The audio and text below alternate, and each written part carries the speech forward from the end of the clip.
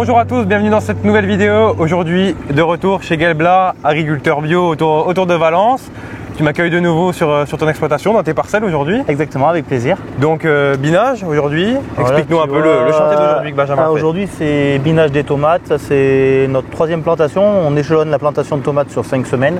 Donc ça c'est celle qui a été plantée la troisième semaine. C'est la dernière fois où on peut biner l'inter-rang parce qu'elles vont se développer de plus en plus. Ouais, donc après tu pourras plus passer au milieu. On peut encore se permettre de biner avec les doigts cresse. Après ça sera que du binage des passages d'eau. Voilà. Ok, d'accord. On a pu voir un peu on fera un peu le tour de la machine après, on a pu le voir un peu du coup irrigué, évidemment, un peu obligé chez toi. Obligatoire, surtout cette année avec la sécheresse qu'on connaît. On n'est pas habitué à cette époque-là d'être dépassé en plus par l'irrigation parce que d'habitude on a quelques pluies, quelques orages et tout se passe bien. Là cette année, t'as rien eu en pluie depuis le 1er janvier, c'est quelque chose comme 120 ou 130 mm, donc c'est vraiment dérisoire. Compliqué. Donc c'est très compliqué.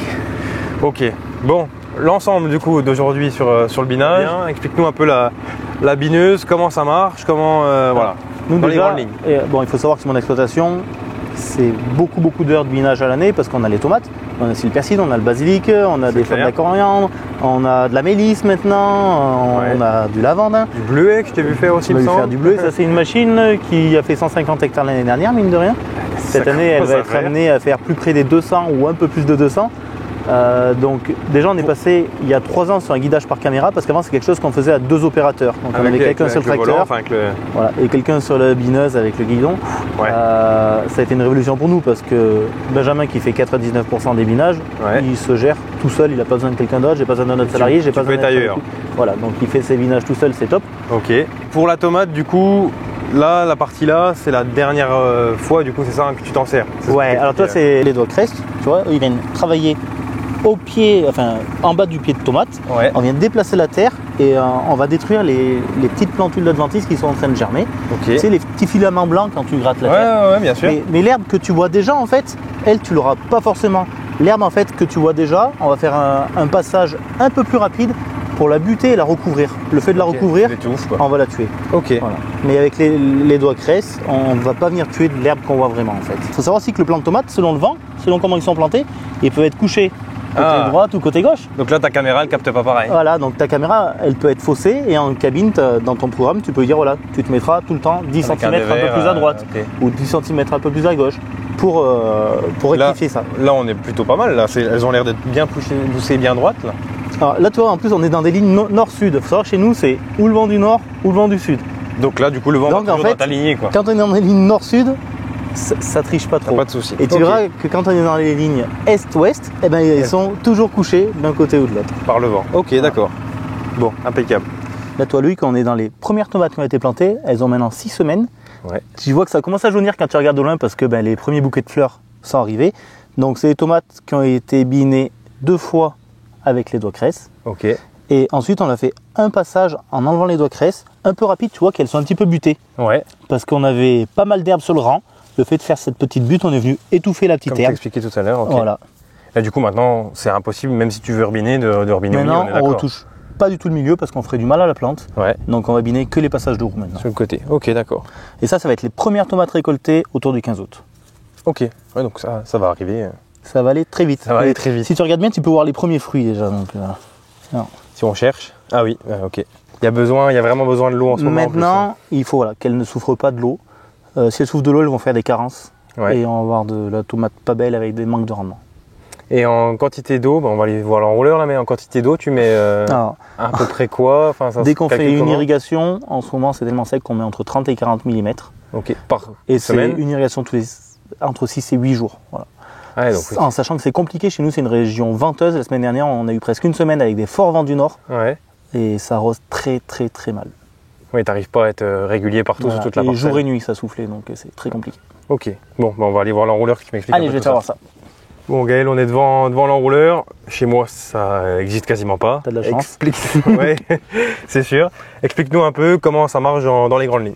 Alors, sur l'exploitation, nous, il y a une grosse partie qui est irriguée à l'enrouleur. Et après, dans les champs plus petits ou là où c'est plus pratique, au goutte à goutte. Ce qui fait chez nous 80-90% du job. Je suis équipé de 2 enrouleurs, les mêmes que ça. C'est du diamètre 110 et 360 mètres de long. Nous, on a un petit écran, on lui dit combien de millimètres on veut mettre, à quelle heure on veut qu'il arrive, et il se débrouille tout seul. Quand il arrive, il s'arrête automatiquement. ça nous libère complètement. On sait qu'après on vient, on le déplace. Donc c'est pas rare de déplacer le même enrouleur 3-4 fois par jour. Donc ça fait du boulot. Hein. Ça fait du boulot, il y a quasiment un tracteur qui fait que ça à des moments. Ok. Et du coup l'eau là provient de où? Alors, il y a plusieurs systèmes chez nous. Moi j'ai 2 forages, donc on a des autorisations de pompage dans la nappe phréatique. Okay. C'est régulé. Là, en ce moment par exemple on a un arrêté sécheresse niveau 2, donc 2 jours par semaine on n'a pas le droit d'irriguer à l'enrouleur. Donc ça on le sait. Et après il y a un réseau commun qui s'appelle la Bourne. Donc on a la bouche en langue du champ, on n'a plus qu'à ouvrir la vanne et on paye le nombre de mètres cubes qu'on consomme. D'accord. Et là dans le forage, tu as juste entre guillemets payé le forage, tu payes pas ce que tu prélèves. Alors j'ai une limite de prélèvement annuelle. Et après j'ai une taxe quand même, faut pas rêver. D'accord. Il y a de l'eau dans les nappes phréatiques, on a de la chance.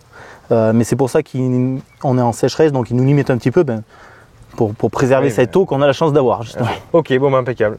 Sacrée machine. Donc celle-là tu vas le bouger aujourd'hui ou? Je vais le déplacer dans la soirée parce que je n'aurai pas le temps de le déplacer avant. Ça va me faire un petit temps mort. Bon, bah ça marche. Ok, pas de souci. Là, tu vois, on est dans les dernières tomates plantées qu'on a plantées la semaine dernière. Donc il nous en reste une plantation à faire début de semaine prochaine. Donc celle-là plantée la semaine dernière, on les a arrosées bien sûr aussitôt plantées. On a de la chance, on voit que la terre est encore fraîche. J'ai du frais, dessus, donc c'est pas très urgent de revenir les arroser. Par contre, tu remarqueras que c'est très urgent de venir les biner.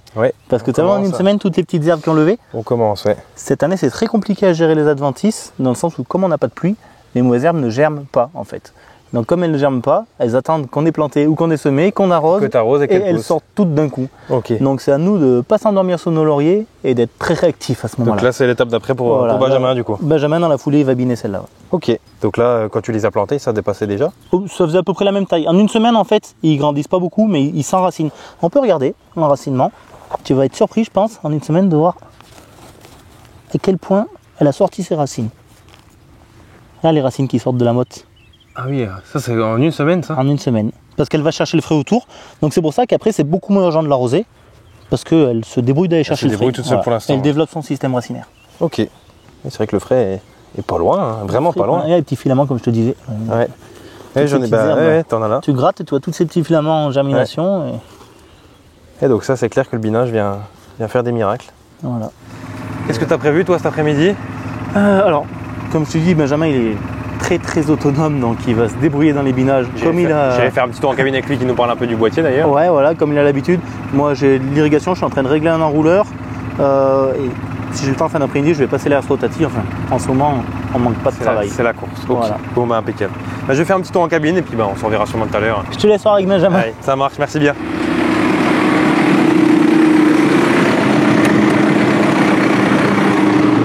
Bon bah Benjamin, un petit tour en cabine. Donc t'es le principal chauffeur à 99% du temps de la bineuse. Ouais, c'est ça, C'est mon petit bébé. Ouais. Bon, je m'excuse, j'ai un peu la voix cassée. Ouais, ça s'entend. J'étais dans le nord ce week-end. Il faisait froid. T'es du nord, je te rappelle, donc viens pas trop critiquer. Explique-nous un peu, dans les grandes lignes pour toi. Gaël a fait déjà une belle explication, mais en tant que chauffeur, un peu le boîtier, la caméra, un peu comment ça se passe. Mais du coup, la bineuse, donc l'avantage qu'elle a, celle-ci, c'est qu'elle est guidée par caméra. On voit l'écran qui est juste ici, tu vois. Et en plus de la caméra, j'ai ce petit boîtier où je peux soit la mettre en mode entre guillemets automatique, donc c'est la caméra qui va guider la bineuse par rapport au rang, soit la mettre en mode manuel. Et là, à ce moment-là, c'est moi qui la dirige. Qui la dirige avec le joystick. Et en mode automatique, ça donne quoi sur le boîtier? Alors du coup, en mode automatique, là, tu vois, je la mets. Je la mets en mode caméra, donc là c'est la caméra qui la guide. Et la croix bleue, c'est les croix bleues sur le boîtier. Je sais pas si tu vas voir à ton J'en ferai des vues tout à l'heure. Tu as les 2 lignes vertes, donc c'est les 2 rangs à 40 de lignes de plantation de tomates. Bien sûr. Et chaque petite croix bleue, en fait, plus tu as de croix bleue, plus tu vas être précis. Ouais, enfin c'est la qualité de ton image en fait, quoi, si tu veux. Donc là tu vois, tu as ce curseur là, c'est la qualité d'image comme je te dis. Donc le but c'est qu'elle voit le mieux possible pour le guider le mieux possible. Évidemment. C'est logique, quoi. Et pour toi, en tant que chauffeur, c'est la bineuse Monosem va bien à régler autre que bien évidemment la conduite. Ce qui est top avec la Monosem, c'est l'élément multicrop. Tu as les lettres, c'est super simple à régler. C'est ta profondeur du coup, ça? Ouais, c'est la profondeur de la profondeur de travail. Nous, sur le tracteur, on a le 3e point hydraulique, donc c'est pareil, ça facilite vachement le réglage. Ouais, tu m'étonnes. Puis après, moi, ce qui est cool, c'est que je suis autonome, quoi. Je peux biner entre guillemets jour et nuit. Avant, on binait avec le tracteur sans cabine, mais il fallait que quelqu'un soit derrière avec le guidon pour guidonner. Ça, c'est... Là, je peux venir biner le soir, je suis seul, je suis autonome avec mon tracteur. j'ai le GPS, j'ai juste à m'occuper de ma bineuse, donc c'est sûr que c'est un énorme confort de travail. Quoi. Ouais, tu m'étonnes. Et c'est surtout, c'est plus confortable de biner avec un tracteur comme ça qu'avec le petit sans cabine. Quoi. Du coup, là, Loïc, tu vois, on est en train de finir la parcelle, là, je suis dans les courtes.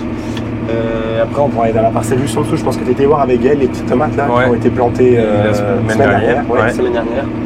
Bah, ouais, comme ça changera de prise de vue et de plan, ça va être intéressant. Il faudra relier la bineuse un peu différemment pour les petits plans. Et on ira voir ça ensemble. Si tu veux. Ok, et ben impeccable, parfait.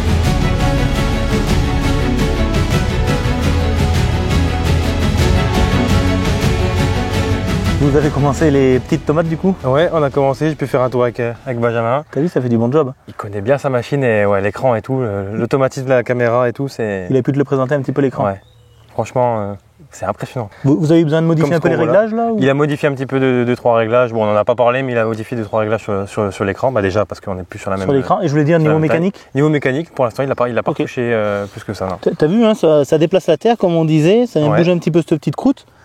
Ça fait vraiment du bon boulot. Je pensais pas que ça allait réussir à venir toucher vraiment la croûte qu'il y avait au milieu du rang et finalement c'est vraiment émietté. C'est l'intérêt des doigts, Chris. Et puis ce qu'on en parlait tout à l'heure, ça s'est arraché.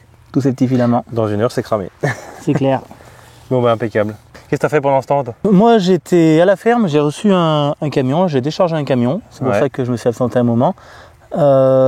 Si on peut, tu vas peut-être m'amener chercher le 724 parce qu'il est prêt. Ouais. Et j'ai un peu de rotative à faire. Ok. Et ben je ferai 2-3 images comme ça de ce nouveau 700. Avec plaisir. Et ben allez, c'est parti.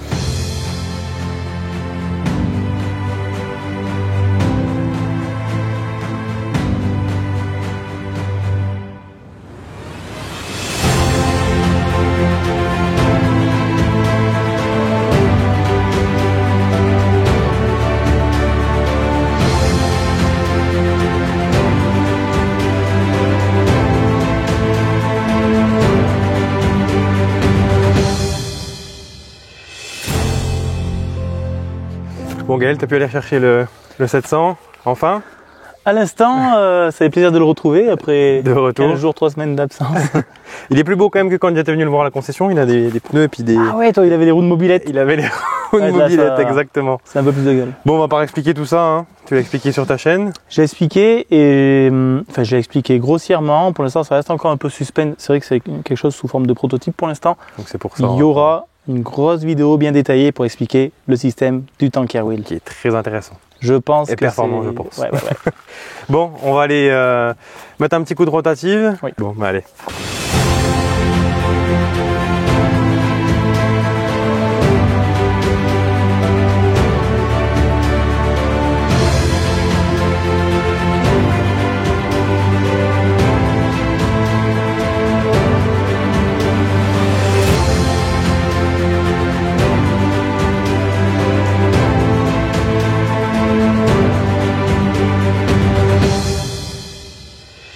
Bon et bien voilà, parcelle terminée, vous avez pu voir le 724 de Gaël avec la petite rotative, il y avait une petite parcelle à faire. Moi je vais reprendre la route, j'ai pris un petit coup de chaud aujourd'hui, je vais aller dire salut à Gaël, salut à Benjamin, les remercie pour cette belle journée. J'ai appris beaucoup de choses sur la tomate et sur le binage. J'espère que cette vidéo vous aura plu, comme d'habitude dites-le moi dans les commentaires et à très bientôt pour une prochaine vidéo. Ciao!